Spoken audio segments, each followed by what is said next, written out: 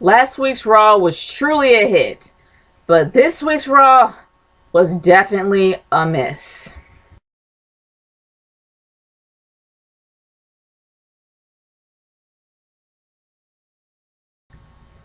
Now, I'm going to go into the good points as well as the bad points, and I'm not going to focus so much on the bad, but I'm going to be short, sweet, and to the point, like I said in my intro.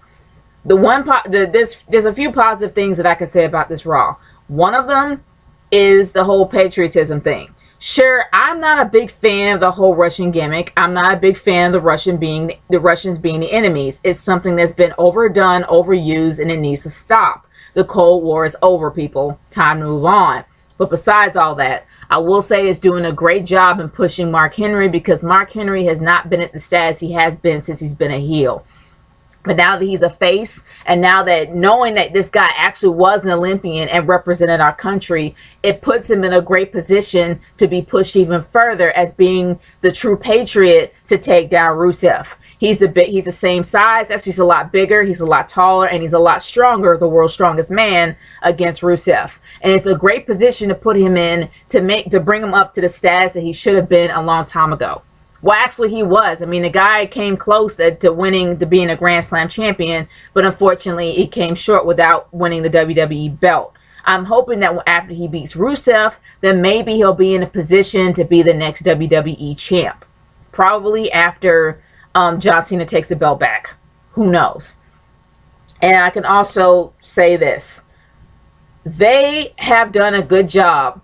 As much as I disagree with what they're doing with John Cena's character, and I'll go into that a bit later in the bad portion of this review, I will say they're doing a great job in pushing the entire match between Cena and Lesnar. They've done a really great job in hyping people up between Cena and Lesnar. They haven't had much touching, which is good, but I will say that not much, but I mean, they have had touching, but not that much. And I also will say that Paul Heyman, as usual, is on point when it comes to every promo that he's in about Brock Lesnar. It's always good. It always hypes you up. It always makes you hate him or love him. Regardless, he's the one that is pushing this feud, and he's the one that's making this feud look good.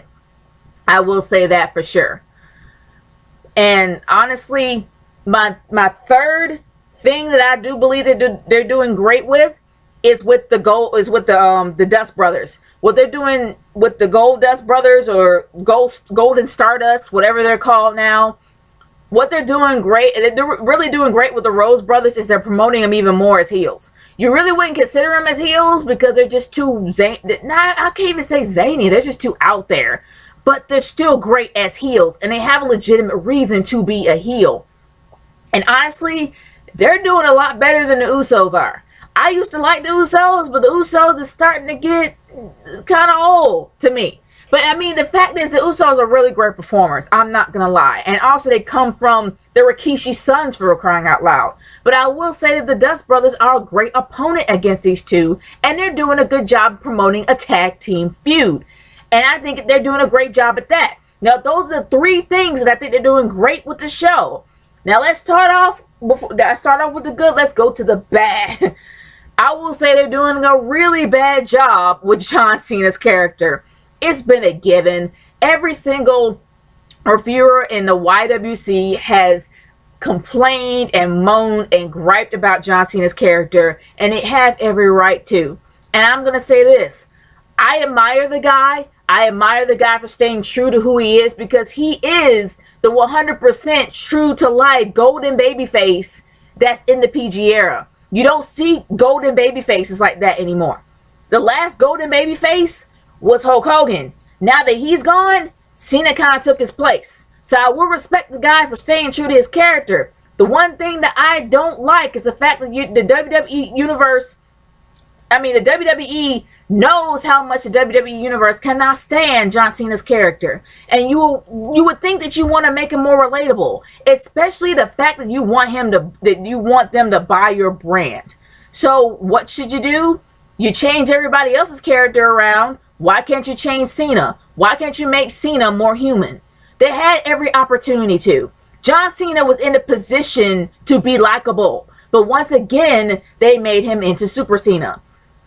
at the intro of the show, when you have Paul Heyman out there pretty much talking about John Cena as usual, and when John Cena came out, the way that John Cena actually threatened him, yeah, I'm not going to lie, I had beef with that because that's something that Golden Babyface should not do. But the one thing, and I guess I go back to the good things, is the one thing that I loved about it is the fact that Paul Heyman turned that whole thing around to make Cena look dark. To make Cena look like he's trying to promote him to become more dark. Like, go ahead, hit me. That's something John Cena wouldn't do. That was a great move. So going back to the good, I'll add that to my fourth thing for the good, is what Paul Heyman did to turn it around to make John Cena look more like a heel, which is great in this case. Like, try to make John Cena go dark because it's what people want. They want him to be more human, and I think they did a great job with that. Now let's go back to the bad.